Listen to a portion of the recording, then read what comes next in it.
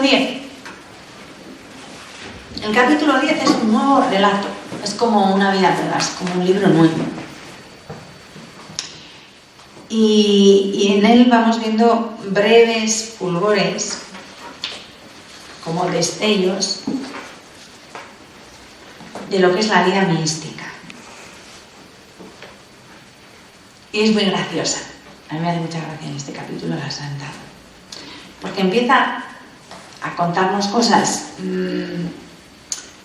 que no son, como si dijéramos, muy normales, que son muy íntimas de ella, y entonces pide secreto al lector.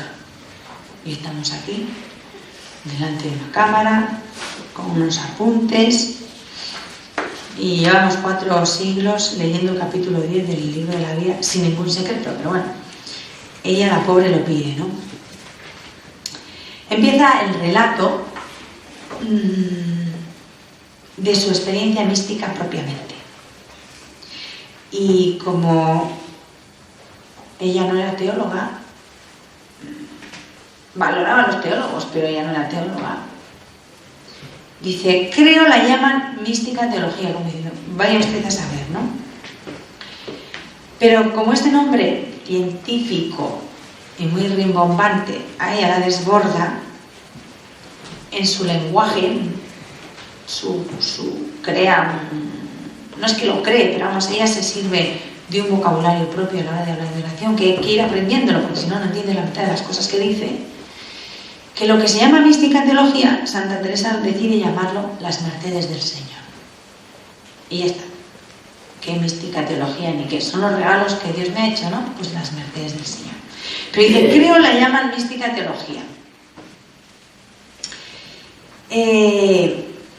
Dice creo se llama así, porque no lo tiene muy claro tampoco, algo le suena, algo ha oído. Pero esto de mística teología lo dice solamente en el libro de la vida, aquí en este capítulo y en el siguiente, ¿no? Porque nunca ya más en sus obras vuelve a utilizar estas palabras, ¿no? Son vocablos técnicos que a ella no le gustan, no le gustaba nada la pedantería, lo elaborado, era muy sencilla y le gustaba la sencillez, ¿no? Y más en las monjas. Que a ella no le gustan los vocablos técnicos, ¿no? Y menos las definiciones ampulosas, porque ella no era teóloga, ella es una mujer que vive, pues eso, de los regalos que le ha hecho el Señor, de las mercedes del Señor, de lo que Dios le ha ido dando y de lo que ha ido experimentando y viviendo. Entonces, para ella la mística teología, sin saberlo, porque Santa Teresa dice muchas cosas sin saber por qué las dice, está tomando la acepción primitiva que hace de ese término en el siglo V San Dionisio Areopagita, del que Santa Teresa probablemente no oyó hablar jamás. San Dionisio Areopagita dice que la mística teología es conocimiento por experiencia amorosa del misterio de Dios. Y eso efectivamente es el sentido que le da a Santa Teresa, ¿no? Coincide plenamente con ella. De hecho, en el número 1 dice, el entendimiento no discurre a mi parecer, mas no se pierde. Mas como digo, no obra, sino que está como espantado de lo mucho que entiende. Porque quiere Dios entienda que de aquello que su majestad le representa, ninguna cosa entiende. A ver, deshago el trabalenguas. Tranquilidad. Despacio y sin cólicos, no pasa nada. El entendimiento no discurre, no obra, no actúa, pero tampoco se pierde. Mas, como digo, no obra, no hace nada, sino que está como espantado de lo mucho que entiende. Porque quiere Dios entienda que de aquello que su majestad le representa, ninguna cosa entiende. Dios quiere que el entendimiento sea consciente y comprenda que de aquello que Dios le está mostrando no entiende nada. O sea, que te enteres de que no te enteras. ¿Está claro? Es que la cara que tenéis es un poema. O sea, la cuestión es que no entiendes nada de lo que Dios te está dando a entender. Eso lo dice Santa Teresa, yo no he sido. Esto lo dice en el capítulo 18, en el número 14. Si alguien quiere el trabalenguas, está ahí. Digo que ella, ya desde el título, en este capítulo 10, nos empieza a declarar las mercedes que el Señor le hacía, los regalos que Dios le hace, ¿no? Empieza a narrarnos su vida mística. Esto es a partir de su conversión en el año 1554. Anda rondando los 40 años de edad. 39, 40. Ella inicia el capítulo sin preámbulos, sin introducción. Tenía yo algunas veces, tal cual. Y sin más, se pone a relatarnos el sentimiento nuevo de la presencia de Dios en ella. Una presencia que la traspasa por dentro y, de alguna manera misteriosa, la envuelve por fuera. No está mal, para empezar. Estaba él dentro de mí y yo toda engolfada en él. Son palabras de la Santa. Y lo más novedoso de todo esto que nos va a contar es que esa presencia de Dios en su vida se produce sin que ella la cultive. O sea, porque al Señor le da la gana y punto, ya está. ¿Y cómo se hace para eso? Yo también me lo pregunto unas cuantas veces. Pues no se hace nada porque la iniciativa es de él. Básicamente solamente podemos disponernos para que lo haga. Pero tiene que ser plan de él, no nuestro. Esta presencia le sobreviene cuando está leyendo, cuando está en oración, o la salta sencillamente, lo dice ella, a deshora. O sea, solo le falta llamar a Dios inoportuno. ¿Qué vienes aquí a hacer a estas horas, no? A deshora. Pero Santa Teresa, a nosotros, los lectores, apenas nos inician el tema. Desvía enseguida la atención, no quiere que nos quedemos en lo extraordinario, hacia el campo de la humildad y de la gratitud, hacia las virtudes. Vamos a dejarnos de cosas raras, de lo que pasa, deja de pasar, me pasó o me pasará, y vamos a cosas prácticas. La humildad y la gratitud. Y luego también se pone en plan confidencial. Dice, que no digan quién es, por quién pasó, ni quién lo escribió. Y yo añado, ja, ja, ja. También pedía cosas la buena mujer, ¿no? Pues que no se entere nadie, pues no lo escriban. Y con eso no se entera nadie, pero si lo escribes, muy peligroso. Estos tres pasos van a aparecer de manera clara y definida a lo largo del capítulo. Primero, en los números 1 y 2 tenemos abordaje del tema místico en clave autobiográfica, ¿no? A mí me ha pasado esto. Y dice ella que eran episodios que pasaban con mucha brevedad. Segundo paso, hace una pausa para convencernos a los posibles lectores que hay que aceptar estas nuevas mercedes de Dios. Y entonces nos da unos criterios y unos consejos, los números 3, 4, 5 y 6. Y por último, al final, en los números 7 y 8, aparece con la postura esta pidiendo confidencialidad. Y dice que el nuevo relato tiene que ser secreto. A partir de ahora. ¿Vale? De ilusiones también se vive. Y por último, el epílogo del capítulo, que sería el número 9, en el que se propone reanudar la narración que de momento apenas ha esbozado, y que aunque se propone reanudarla en el capítulo 10, de verdad no la va a reanudar hasta el capítulo 23, porque Santa Teresa de vez en cuando hacía digresiones, ¿no? Tiene un pequeño paréntesis de 12 capítulos en que nos cuenta los 4 grados de oración y la humanidad de Cristo, que es el famoso capítulo 22, que es lo mejor de lo mejor que se ha escrito sobre Jesucristo por siempre, jamás, amén. Y no admito discusión. Bueno, entonces escribe ese capítulo magistral, el capítulo 22, y ya reanuda el relato que había interrumpido en el capítulo 10. Pero dice que lo va a retomar enseguida.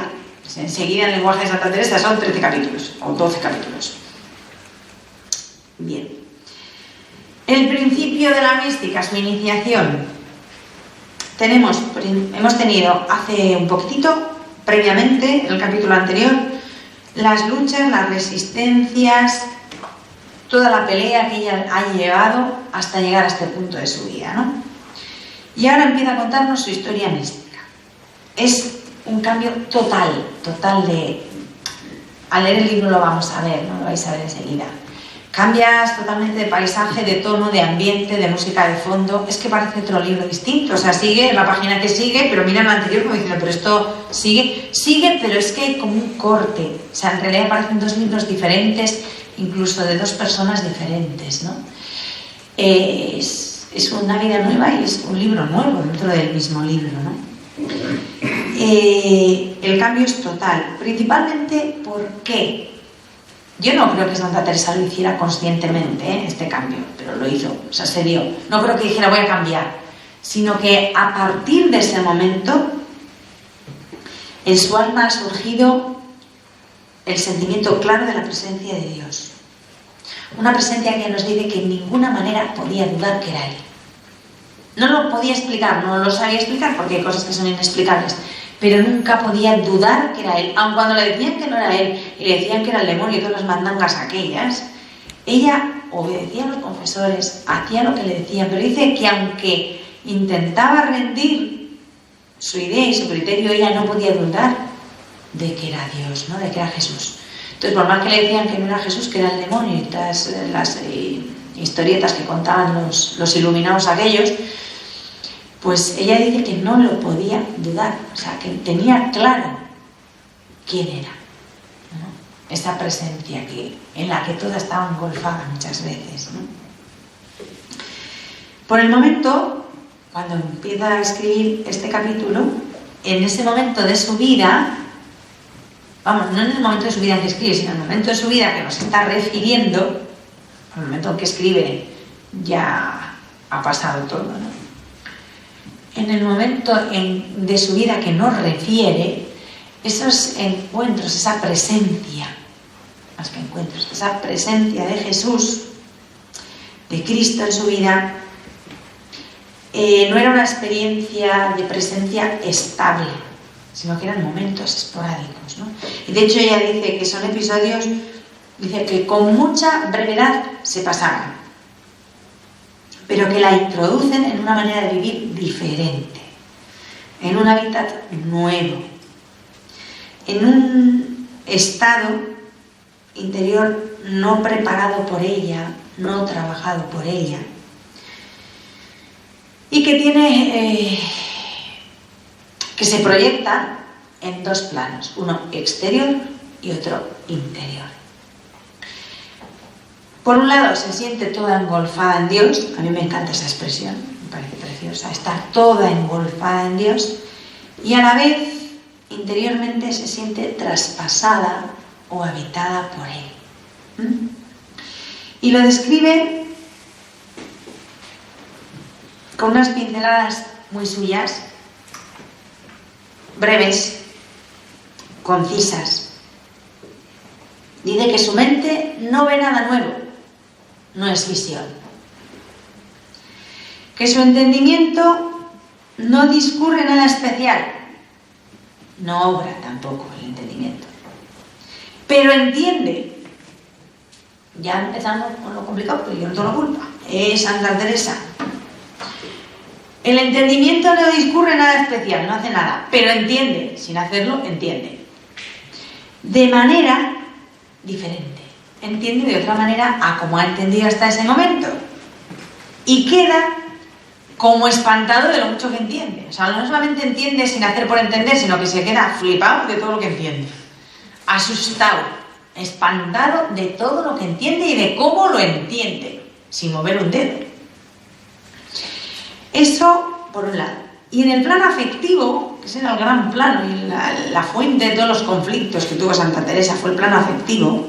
Bueno, Santa Teresa el 99% de los mortales, En el plano afectivo le brotan también especiales sentimientos, dice ella, de un amor sabroso, de ternura, de lágrimas, de consuelo. En conjunto, ¿veis qué chulo? Se le suspende el alma, no es que suspenda, que no suspende, se le suspende, le queda suspensa el alma, de suerte que toda parece estar fuera de sí. Y estos son los principios. Todavía no es éxtasis. Todavía no es arrobamiento. Es suspensión. Ya, yo tampoco sé decir más. O sea, yo cuento lo que ella cuenta y lo traduzco al lenguaje del siglo XXI, ¿vale? Sí, suspensión que no es grave, ¿eh? No, es que lo digo porque una vez que dije la suspensión de las potencias me dijeron, una suspensión oral no es un jarabe, digo, sí, pero esto es otra cosa. Es que una vez me lo preguntó alguien, digo, ¿qué tendrá que ver? Suspensión oral era un jarabe, efectivamente. Pues la suspensión de las potencias no tiene nada que ver con el jarabe, no, es que con lo de los términos puede pasar de todo, ¿eh? Porque una vez que lo dije me miró una cara y una suspensión oral no es un jarabe, y yo, sí, estamos hablando de otra cosa. Suspensión de las potencias. No tiene nada que ver con el jarabe. Es mejor reírse. A ver. Con todo, esto que os estoy contando solo es el principio, o sea que a partir de aquí tenemos líos mucho más entretenidos, ¿vale? Este es solo el principio, son los meros principios. Aunque a quien los experimente, dice ella, le parezca que ya está tocando el cenit de todo lo posible. No, pues es que ya después de esto ya no puede haber más. Pues siempre más y mejor. Siempre hay más y mejor. Hombre, hasta la eternidad siempre hay más y mejor. Lo que pasa es que la santa dice que cuando se llegan a experimentar estas mercedes de Dios, que ya le parece al alma que llega a un punto en que es imposible que pueda haber algo mejor, pues hay más. Pues hay más, hay más. Esto solo es el principio. Dice, ya casi le parece al alma, no hay más que desear. Páginas adelante, la santa va a tener ocasión de subrayar su carácter de inicio, el carácter de inicio de todo esto. Y va a describirnos muy despacio, así que espero que lo entenderemos mejor, lo que ahora apenas ha esbozado. Lo hará en una clave poco narrativa y más doctrinal en los capítulos 14 y 15, cuando hable del segundo grado de oración, que es el primer grado de la oración mística. Porque esto que acabo de esbozar, lo de la suspensión de las potencias, es solo el segundo grado de oración, no quedan el tercero y el cuarto. En este capítulo, además, hay como una especie de intermedio. Yo creo que la pobre se daba cuenta que podía ser colicoso, por lo difícil de asimilar, y entonces de vez en cuando hace como paréntesis, ¿no? Y los números 3, 4, 5 y 6 pues son como un intermedio, como un interludio, ¿no? Nos ha relatado muy brevemente esto de la iniciación mística y interrumpe, no sea que nos atragantemos, y pasa a darnos una serie de normas prácticas de de estilo catequético, doctrinal, que son para principiantes místicos. No sé si para vosotras y para mí, pero bueno, en principio son normas para principiantes místicos. Como es una clase teórica, nos apuntamos. Luego, si nos sirve de algo o no, pues Dios irá diciendo, ¿no? O sea, os imagináis, clase para principiantes místicos, apúntese al cursillo. Bueno, números 3, 4, 5 y 6 del capítulo 10 del libro de la vida. Clase de principiantes místicos. Van los principiantes con la E, ¿no? Y claro, te quedas mirando y dices, si esto es para los principiantes, después, bueno, pues el Espíritu Santo nos echará una mano para poder seguir, ¿no? Y ella insiste en que acojamos con humildad, esto es muy importante, y sin dejar de reconocer las gracias que se reciban. Que las agradezcan y las estimen como lo que son, como dones de Dios, como regalos de Dios. ¿Por qué de pronto Santa Teresa se para y se pone a darnos aquí este intermedio de doctrinal, cuando ella ha empezado a relatar algo que de verdad era interesante? Era tan necesario que hiciera este intermedio, estos consejos que nos mete ahora aquí. Pues el padre Tomás Álvarez sostiene que probablemente este desvío hacia la catequesis que nos da ahora responde a una preocupación que tenía la santa, bueno, a dos preocupaciones de fondo que tenía la santa, que son muy persistentes en su pluma, no solo en el libro de la vida, luego vamos a verlas, aunque las formula de distinta manera, pero el fondo es el mismo, en el castillo interior, ¿no? Y una de ellas, la primera preocupación, es su constante estado de alerta ante las cosas que le suceden.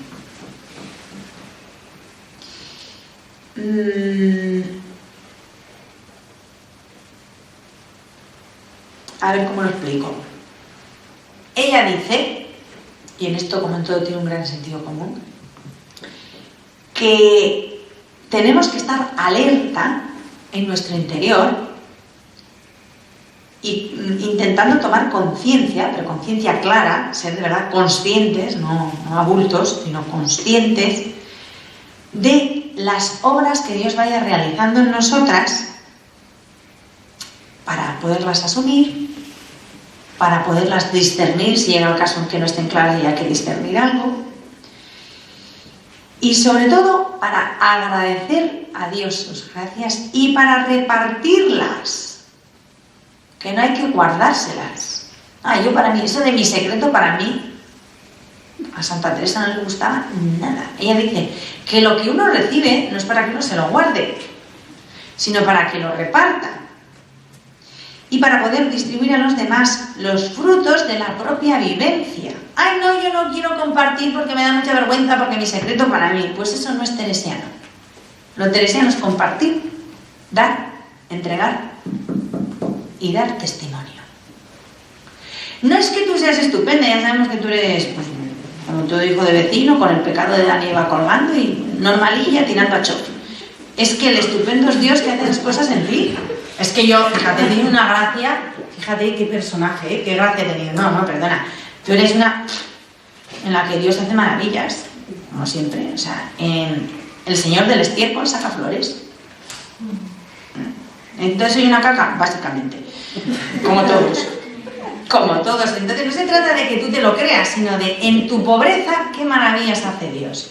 Y no se trata de que tú te estás haciendo publicidad a ti misma en las cosas que... No, estás haciendo publicidad de la grandeza de Dios y de las cosas que Dios hace en la caca. Pero el que las hace es Dios. O sea, no es que la caca es estupenda porque salió una flor, no. El que es estupendo es el frito que salió la flor. No es que hay gente que dice, no, hay que ser muy humilde, esas cosas no se dicen, mi secreto para mí. Eso no es teresiano. No. Lo teresiano es dar testimonio de la grandeza de Dios. El grande es Él, y la Virgen lo hizo. La Virgen se fue a ver a su prima Isabel y no dijo, qué estupenda soy yo. cuando Isabel, con todo el cariño y la mejor voluntad del mundo, le lanza un piropo, ¿quién soy yo? Además un piropo que era verdad. ¿Quién soy yo para que me visite la madre de mi Señor? Dichosa tú porque has creído. Sí, sí, es verdad, soy la madre de tu Señor y soy dichosa porque he creído, pero es que lo grande, lo bueno es lo que el Señor ha hecho conmigo. No soy yo, todo eso que dices es verdad, pero no soy yo, es el Señor. Y entonces la Virgen canta y su canto resuena en la iglesia, ¿no? Y sigue resonando. La Virgen no dijo, ay, no, yo no voy a contar porque fíjate qué cosa, qué vergüenza, mi secreto para mí, mi hijo también. Oiga, suerte que no es suyo. ¿Os imagináis que la Virgen hubiera dicho, mi secreto para mí, mi hijo también? Pues, que no era para ella. La maravilla más grande, la gracia más grande es Jesús, el regalo más grande es Jesús, pero ella tiene claro que el Señor lo ha puesto en ella, pero para que lo entregue, para que lo dé. Pues todas las demás mercedes de Dios son igual, no es que me da mucho corte, pues te aguantas.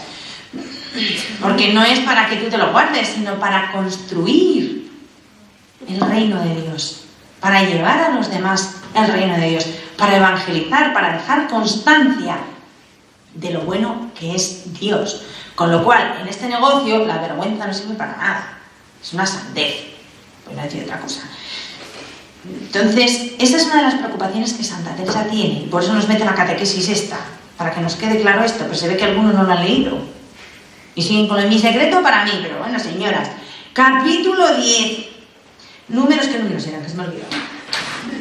3, 4, 5 y 6. Como vuelvan a decir mi secreto para mí, lea usted el libro de la vida, capítulo 10, 3, 4, 5, 6. Eso es el teresiano, además son coplas. Ya está. Esa es una de las preocupaciones grandes que Santa Teresa tiene, porque además ella dice que las mercedes de Dios, lo que Dios obra en cada uno, no puede quedar oculto, inadvertido, arrumbado en la penumbra de la conciencia. Tenemos que ser conscientes de ello para agradecer a Dios. Eso es lo mínimo. Y porque si no conocemos bien lo que recibimos, lógica aplastante, no despertaremos a amar. La gratitud nos mueve a amar. Y si no, pues no. Eso es lógica, ¿no? Y luego hay otro segundo motivo de las catequesis estas, que a la Santa Madre la pone muy nerviosa. Está al acecho, y lo va a estar muchas veces a lo largo de sus obras, de la falsa humildad. La falsa humildad la pone nerviosita. Nerviosita perdida. Y al principiante místico ya le advierte, porque es uno de los peligros más grandes, ¿no? Dice con fuerza, con contundencia, no cure de unas humildades que hay, que les parece humildad no entender que el Señor les va dando dones. Que se dejen de tonterías. A mí el Señor me ha dado esto, pues me lo ha dado. No, es que no sé si me ha dado, porque puede ser me parte a mí, pero no sé yo, porque claro, no sé. ¿Te lo ha dado o no te lo ha dado? Te lo ha dado, sí, ¿verdad? Pues nada, pues da gracias y no seas tonto. Y disfruta, chico, mientras puedas, porque luego algo más vendrá.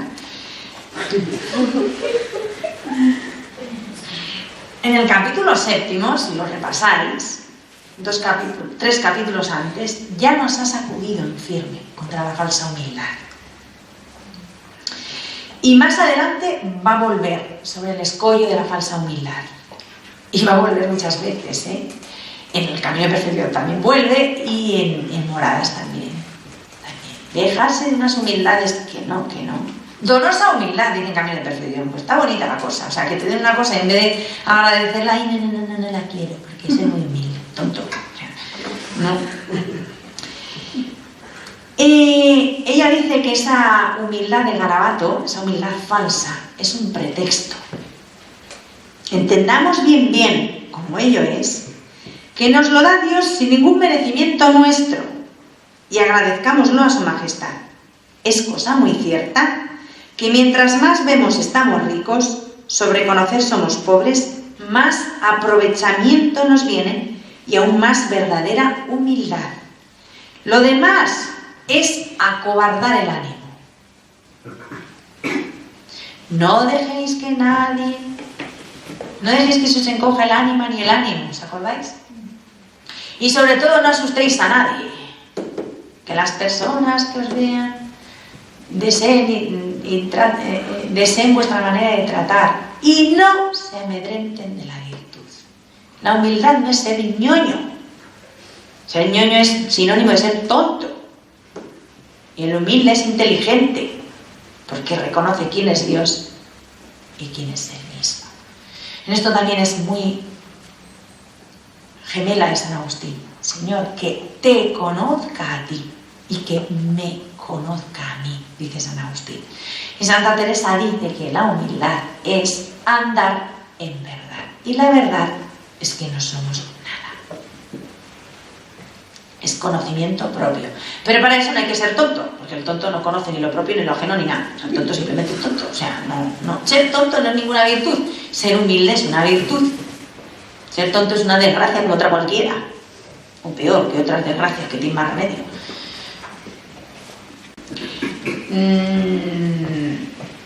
Lo peor es si uno no nace tonto y con el tiempo se atonta. Eso es más gordo todavía. También puede suceder.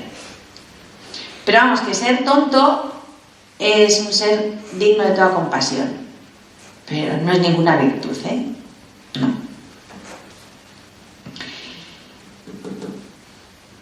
Y esto último que acabo de decir, lo demás es acobardar el ánimo, es una consigna de alta importancia. Ella defiende claramente el ánimo animoso, las ánimas animosas. ¿Por qué? Porque sabe que necesitamos continuamente ese ánimo animoso para el camino que tenemos que andar, para el camino que estamos emprendiendo. Y lo va a recordar con insistencia. Conviene mucho no apocar los deseos. Quiere su majestad y es amigo de ánimas animosas. Dice, no he visto a ninguna alma cobarde con amparo de humildad, o sea, con capa de humildad, pero en el fondo muchas humildes no son humildes, son unos gallinas, ¿que para qué? No he visto a ningún alma cobarde con amparo de humildad que en muchos años ande lo que estotros en muy pocos, los animosos. Los animosos avanzan y los cobardes, bajo capa de humildad, pues ahí se quedan. Y si se quedan anclados y no van para atrás, no nos quejemos, ¿no? Vamos bien. Espántame lo mucho que hace en este camino animarse a grandes cosas. Capítulo 13, número 2. Luego nos saldrá lo que nos salga. Probablemente muchas veces los buenos propósitos y las intenciones grandes se quedan en agua de borrajas. Pero es que si ni siquiera tienes propósitos, deseos, ilusión e intención, pues nada, a la vía vegetativa directamente. Hay que tener deseos. Y lo dice muchas veces la Santa Madre. Dense en tener grandes deseos. Es lo último que les dijo a las monjas de Valladolid cuando salió. Que tuvieran grandes deseos. Porque sin los grandes deseos no se hace nada. Teniendo deseos. Vamos, ¿cómo vamos? Si encima no tenemos deseos, ganas, ilusión, empeño, pues entonces ni nos movemos. Por estos motivos es por los que la Santa ha interrumpido el relato para darnos la catequesis, ¿no? De ser conscientes de lo que está pasando, de huir de la falsa humildad y de dejarnos, de cultivar deseos que nos hagan movernos, ¿no? Y luego viene, que esto es divertido, ya os he dicho, lo del deseo lo de la pretensión de que se guarde secreto. El capítulo termina así. El capítulo termina pidiendo absoluto secreto para lo que de aquí en adelante dijere. Y yo lo tengo aquí. Y no es un ejemplar único. Lo había formulado expresamente ya en el epígrafe, en el título del capítulo. Pide a quien esto envía que de aquí adelante sea secreto lo que escribiere, pues la mandan diga tan particularmente las mercedes que la hace el Señor. Y claro, cuando uno llega aquí, a mí se me ocurre ponerme un poco chulita y decir, pero no acabas de decirnos, Madre Teresa, que cuidado con la tentación de la falsa humildad. Dice, pues no está diciendo eso, por otro lado está diciendo que no cuenten las cosas. O sea, está diciendo que lo de mi secreto para mí, entonces dan ganas como de interpelar a la santa, ¿no? Decir, a ver, ¿en qué quedamos? Pues ella adopta una postura literaria no sé cómo decir, neta, neutra. Ella en los capítulos anteriores ha dicho que nos estaba hablando de mi ruin vida y pecados. Y queda de dominio público, porque hay un momento dado donde dice, desde ahora doy licencia para publicarlo, los pecados y la ruin vida. Lo que sigue en adelante no es que pase a ser secreto de confesión, porque evidentemente los secretos de confesión no se ponen en papel y si los pones es que eres tonta. Porque los papeles se quedan ahí. De hecho, el autógrafo de esto está ahí, tranquilamente guardado en el Escorial, ¿no? No es que sea un secreto de confesión, pero lleva más, si cabe, el sello del anonimato.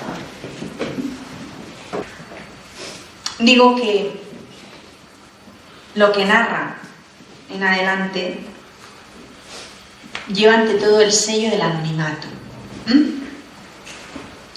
Dice, si a alguien lo mostraren, no quiero digan quién es, por quién pasó, ni quién lo escribió. Por esto no me nombro ni a nadie, sino escribirlo todo lo mejor que pueda para no ser conocida. Más que el secreto, en realidad lo que pide es el anonimato. Eso lo dice en el número 7. Y además dice a continuación, por pensar que vuestra merced hará esto, conservar el anonimato, respetar el anonimato, escribo con libertad. Del libro de la vida, el padre Tomás Álvarez, que ha seguido mejor que nadie el periplo de todos los manuscritos teresianos desde que salieron de la pluma de la santa hasta su ubicación actual, nos dice esto, que en realidad lo que la santa pide es el anonimato, ¿no? Más que el secreto, es el anonimato. Y esto lo pide la santa únicamente en las páginas siguientes en las que empieza a contar sus experiencias místicas. Porque luego, a partir del capítulo 23, cuando retoma el tema autobiográfico, cuando luego en torno al capítulo 30 nos narra la fundación de San José, ya da muchos más datos, ¿no? Ella pide el anonimato para estos capítulos por el tipo de gracias que describe. Pero luego a sus confesores les pide el anonimato porque de hecho les autoriza a mostrarlo a otros, pero no desvelarles quién es la autora del libro. De hecho, y esto lo hemos visto hace poquito, ella misma, en un momento dado, cuando escribe El Camino de Perfección, sugiere que las monjas lean el libro de la vida. Si recordáis, ella misma lo sugiere, ¿no? Entonces, pues a veces la santa, pues no sé, tendría días o ratos también, yo qué sé, o cambio de opinión, que también es de gente inteligente enmendarse, ¿no? Y rectificar. Sí, hace una alusión clara en el prólogo del Camino a que las monjas de San José lean el libro de la vida. Luego no se lo dieron, pero ella lo insinúa, ¿no? Y evidentemente las monjas hubieran sabido quién era la que lo había escrito. Menudas eran las monjas, para no enterarse. Y de hecho, el libro va a pasar rápidamente de mano en mano sin contar con la autora. Desde el primer lector insigne, que fue el maestro Juan de Ávila, hasta la caprichosa princesa de Éboli, que fue la que lo denuncia a la Inquisición, con lo cual también lo leyeron todos los inquisidores, el libro muy rápidamente se difundió además en copias manuscritas, mucho más rápido que el Camino. Y esto nos lo va a recordar Fray Luis cuando prepara la edición, ¿no? del libro de la vida.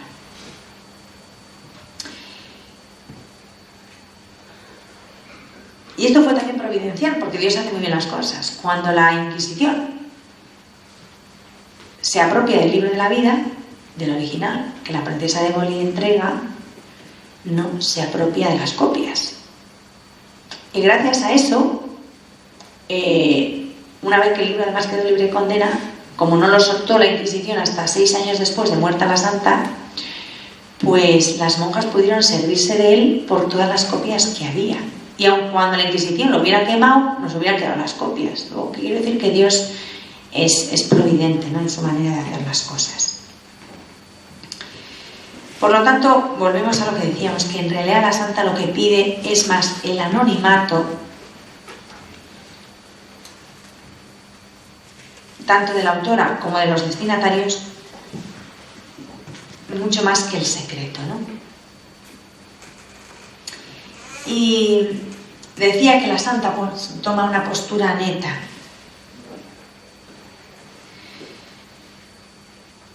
Y dice que escribe con libertad porque sabe que van a respetar ese deseo de ella. Los motivos de esa voluntad de anonimato, dice el padre Tomás Álvarez, que él sospecha que son 2. Primero, que no solo la mandan a escribir, sino que la importunan. Porque lo dice ella, dice, tanto me han importunado, o sea, quedaba en la barriga el tostón, para que escriba las gracias místicas que ha recibido y que tienen apariencia de autoelogio, ¿no? Y entonces de alguna manera siente un cierto pudor y por eso intenta mantener el anonimato. Y el segundo motivo es la condición femenina de la autora, ser mujer y ruin. Ese era un problema muy serio en aquel momento, ¿no? Dar a conocer que la que escribiera una mujer significaba desautorizar todo lo que ahí estaba escrito. Le restaba credibilidad. Entonces ella escribe lo que escribe y prefiere que no sepan si es hombre o si es mujer, ¿no?, el que escribe todo esto.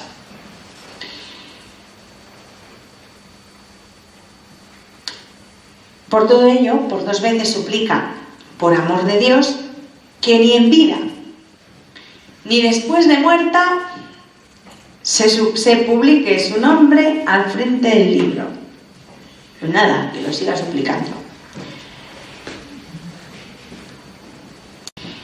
La cuestión es que se publica con su nombre y publicado, siempre se publicó con su nombre, nunca fue publicado de manera anónima, ¿no? Y dicho esto, ya la santa continúa su labor de escritura, pero con unas páginas un tanto desconcertantes. ¿Por qué? Porque los capítulos que siguen inmediatamente, a partir del capítulo 11, después de que nos ha hecho toda esta introducción, ¿qué nos va a contar ahora? ¿De qué mercedes de Dios nos vamos a enterar? Todo nuestro espíritu cotilla queda frustrado, porque no nos cuenta ninguna merced de Dios. Se pone a darnos una catequesis sobre la oración. Y para eso se tira 10 capítulos, desde el 11 hasta el 21. El 22 nos da una catequesis sobre Jesucristo y el 23 empieza a contar alguna merced. Pero ahora tenemos un paréntesis y es como un libro nuevo dentro del libro de la vida, el Tratado de los 4 grados de oración, que no narra nada, sino que da doctrina. Eso es una catequesis, ¿no? Y con esto pues se puede dar por terminado el capítulo 10.